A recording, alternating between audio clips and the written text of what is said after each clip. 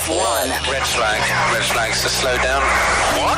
The checkered flag is waiting. I can see our Chequered Flag podcast being quite spicy. 5 Live's Chequered Flag podcast. Hello and welcome to Montreal, where we've just watched the qualifying session to set the grid for the Canadian Grand Prix, and it was Max Verstappen who took pole position. And there's plenty to discuss after a very wet, windy and really quite dank qualifying session, and it's been like that all day long, so much so that to record the podcast, Harry Benjamin and Oliver Askew and myself, Rosanna Tennant, we've had to come inside. We wanted to be in the paddock watching the world go by and the Formula One drivers doing their thing, but here we are in the media canteen, a lovely gentleman hoovering, making things spick and span. That's how I like it. This is the sort of scene set I like for a podcast. Oh yeah, and they're just bringing out dinner as well, so it's just got even better. Well, if I can just keep your attention for a little longer, Harry Benjamin, that would be nice. Then you can have your bowl of pasta or whatever to warm your cockles after quite a cold qualifying session.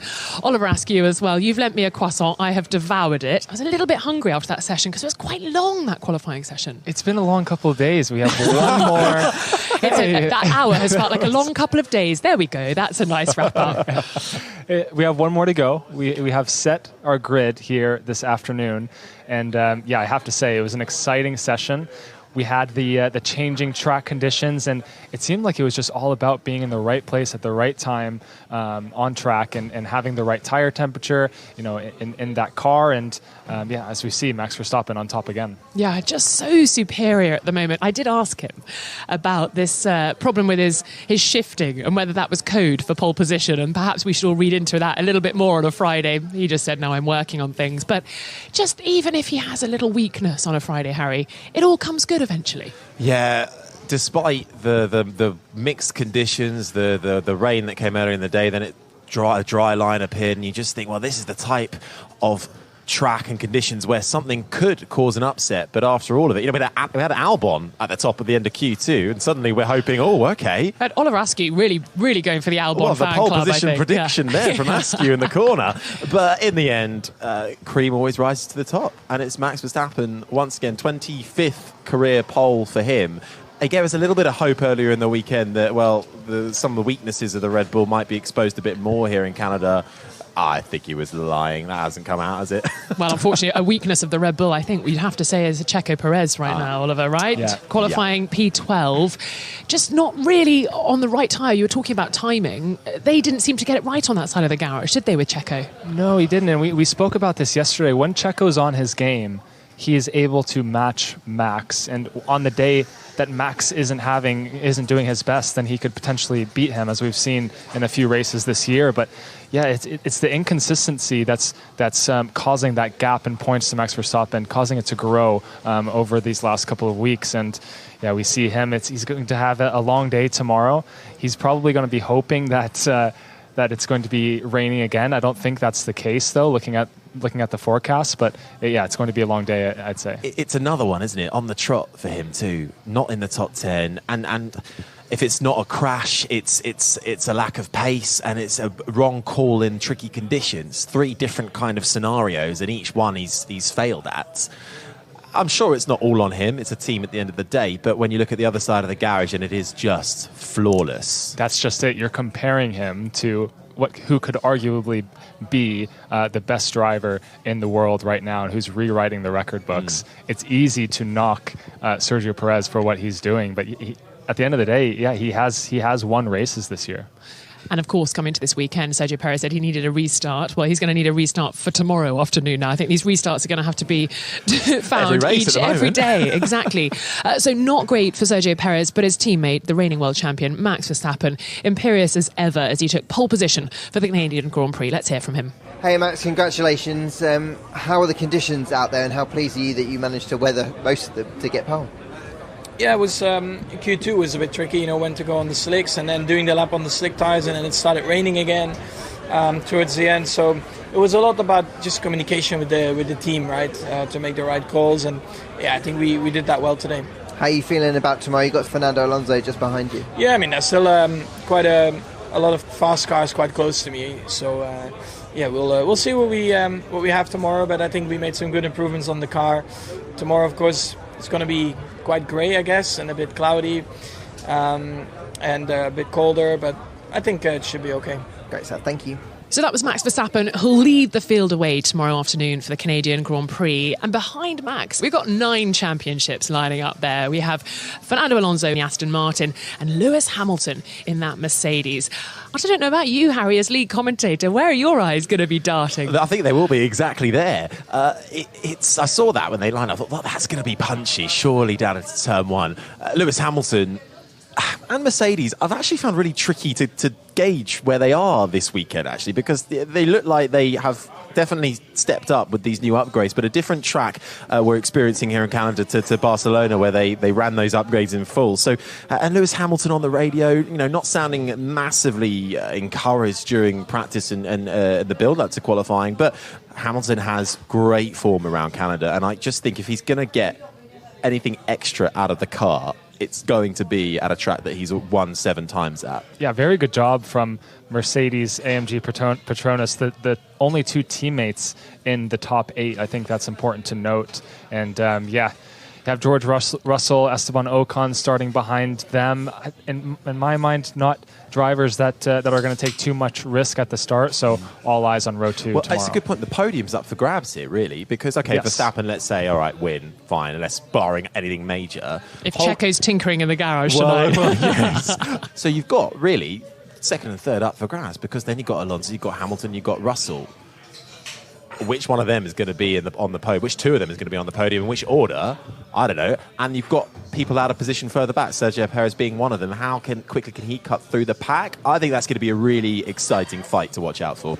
I think Fernando Alonso, obviously with these new upgrades, we've all been talking about the Aston Martin upgrades. That I don't think we've seen the full fruits of that. Obviously the conditions haven't helped. But surely he'll be able to hold off the Mercedes. Or as you mentioned, 2 teammates in the top 10. Mercedes can play a bit of cat and mouse with the strategy, surely. And, there's sort of weird idiosyncrasies with the pit lane here. You don't lose too much. So Mercedes can work against Fernando to really capitalise tomorrow, Ollie. Yeah, definitely. I think with this nature of the track, it's not so easy to overtake. It's going to be about the race on pit lane, how the strategies are playing out with the team strategists, and in and out laps. Which tire that you choose to compete through the race is going to be important. Well, Harry, why don't you join the coffee queue and we will listen to Fernando Alonso, because I was catching up with him in the media pen a little earlier on, and I asked him what were the biggest challenges in that qualifying session. Understanding which tires in which moment were working, and also the sequence of the laps that you have to do. If it was better continuous laps and put heat on the tires, so sometimes you have to cool down, to recharge the batteries on the engine power as well, and go again. And that was tricky. So it was needed a lot of communication between the engineer, the pit wall, and the driver to really understand what was the best option. Just seen Nico walk behind you. Bit of a surprise to see a Haas ahead of you. They did a fantastic job, and without the red flag, maybe we were a couple of tenths in front of them, but they were outstanding today. So, they start on the first row. They deserve it. I hope they enjoy. They take many pictures, because hopefully by lap 5 or 10 we try to attack him and recover that place. Our car should be very strong in the race, and hopefully we can be putting some pressure on Max. You promised me in Spain you wouldn't let a non-podium finish happen again. Finito. Yeah. Perfect. Thank you. Fernando Alonso lining up in P3 alongside, as we said earlier, Sir Lewis Hamilton, who I think might wish the weather forecast was a little different for the Canadian Grand Prix. It is set fair, or at least dry, but he loves the rain, and he was saying how much he was looking forward to having some fun in the rain. So I think he'll be wishing that the race was going to be held in different conditions. I think so, but this way we get a full, proper shootout, don't we? And he's got a good starting position, as we say.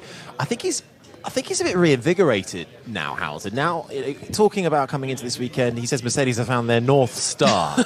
And that sounds massive. It sounds like they've found the way forward. They've seen the light and they know where they're going. So perhaps this is, geeing up himself and the team, and he's got Russell there as well. Perhaps the team game will come in play, as we mentioned. I don't know how well that team play will hand out, because Russell does certainly like to do his own thing as well. But I don't know. I'm really excited by the battle between those two, I think, Hamilton and Alonso.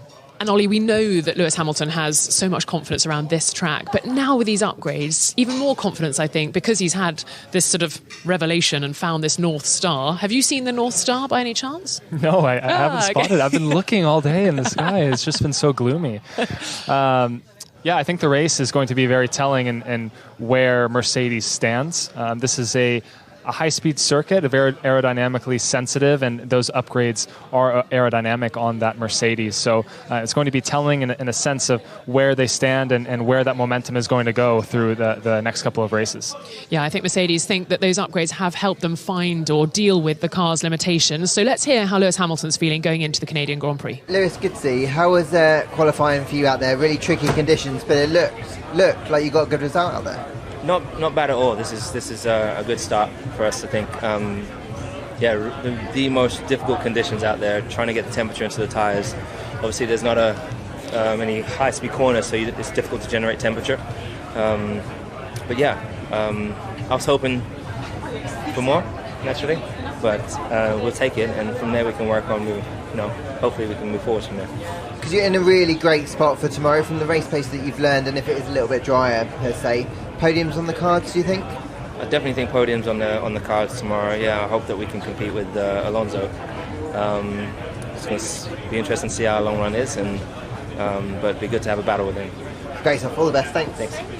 So that was Lewis Hamilton starting P4 for the Canadian Grand Prix, and behind him it's his teammate George Russell in P5, then it's Esteban Ocon in the Alpine, Lando Norris having quite a good outing at P7, and then Carlos Sainz in P8 ahead of Oscar Piastri, who put it in the wall in qualifying, P9 for the Australian, and P10 was Alex Albon in the Williams. A nice performance from him. Hopefully he can keep it in the points tomorrow. We will talk about Charles Leclerc in the Ferrari and Lance Stroll in the Aston Martin, as well as the impeded Pierre Gasly, just in a short while.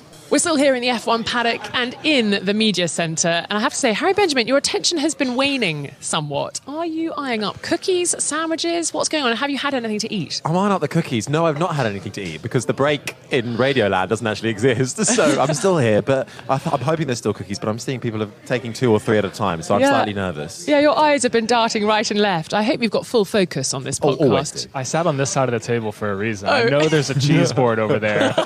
And I make it sound very luxurious. I want to focus on what's happening at this table. Okay, well, let's do that. Let's focus on the bottom half of the grid because, well, maybe it's not a surprise to some, but I would say it's a bit of a surprise to me. Charles Leclerc, outside the top 10, not making it into Q3, P11 for him in the Ferrari, and he was frustrated, not only on the radio, but also when he got to the media pen with me.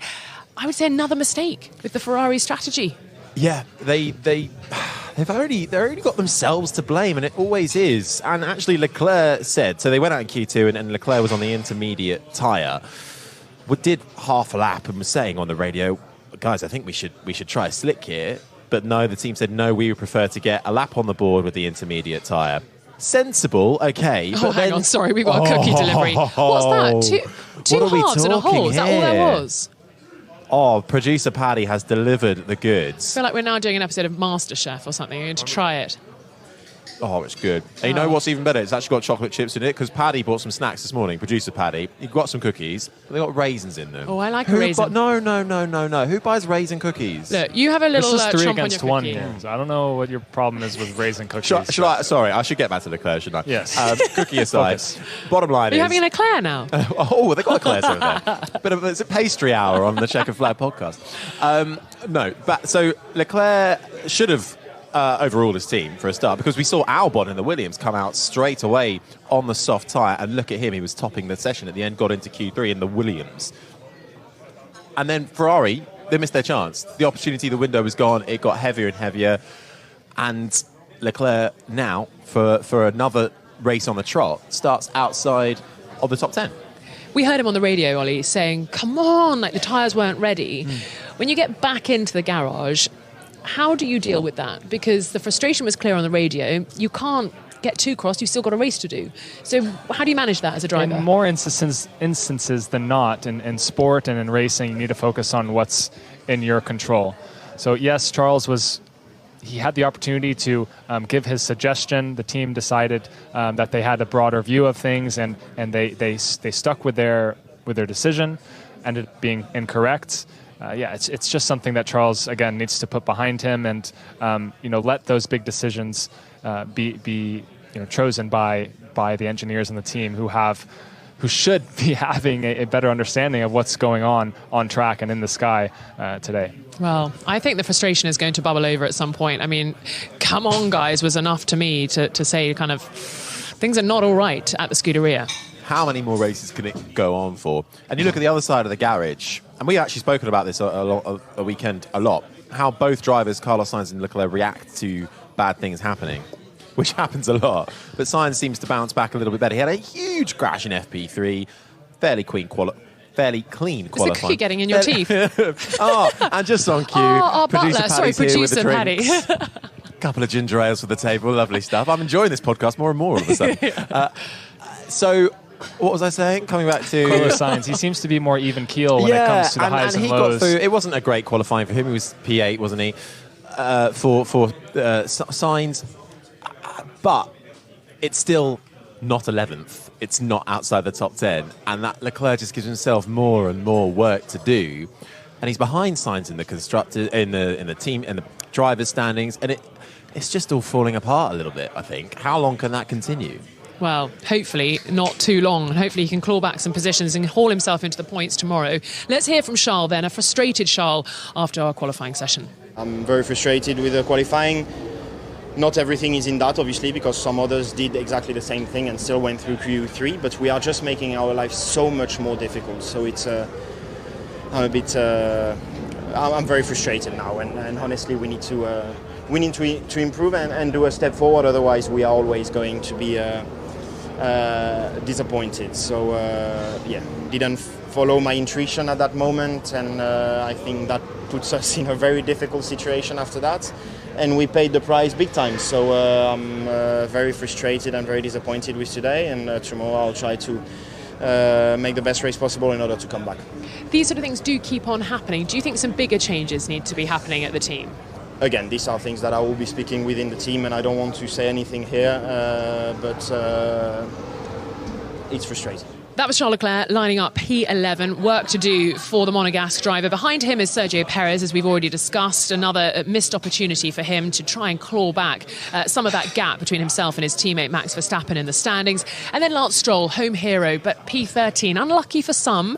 Didn't really seem like the home advantage helped him at all. He talked about having 9th gear this weekend. Just didn't really seem to happen, Ollie. I'm sorry, I completely blanked. I think that's what happened to Lance, actually, because he had a little moment. Yes. Okay. That's okay. You could have saved it. Where did you go? Tell me where you were in that moment.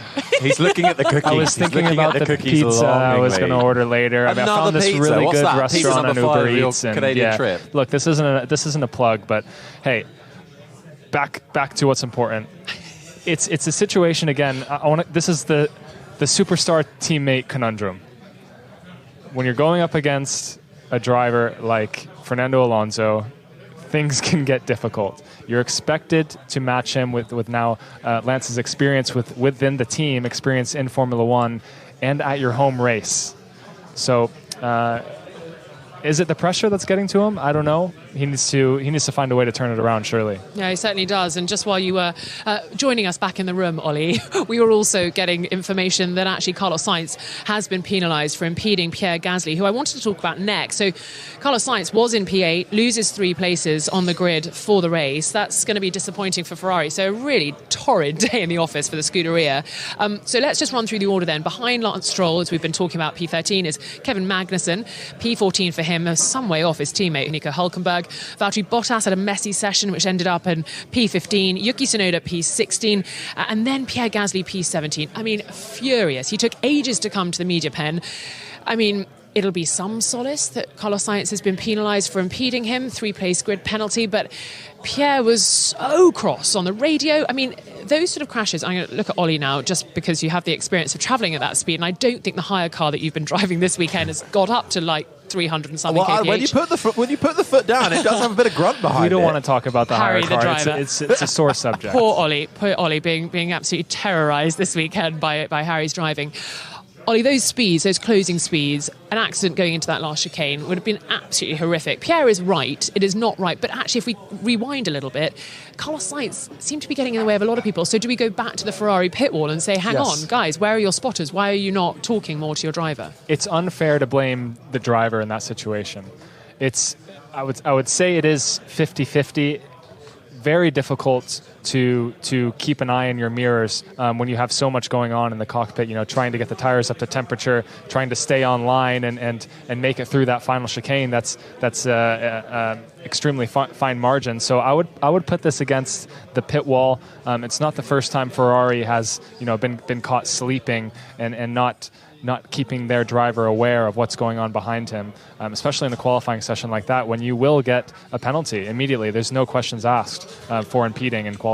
Well, there you go. 3-place grid penalty for Carlos Sainz. Pierre Gasly down in P17 won't profit from that at all. Obviously, he's too far back. And as I said, he was absolutely furious. Let's hear what he was saying to me in the media pen a few moments ago. I think it was completely unfair, completely unnecessary, extremely dangerous. And today it doesn't cost us only the qualifying, it cost us a lot of points for tomorrow. Obviously we can still recover, but it's the bare minimum when someone's arriving at that speed, you just get out of the way.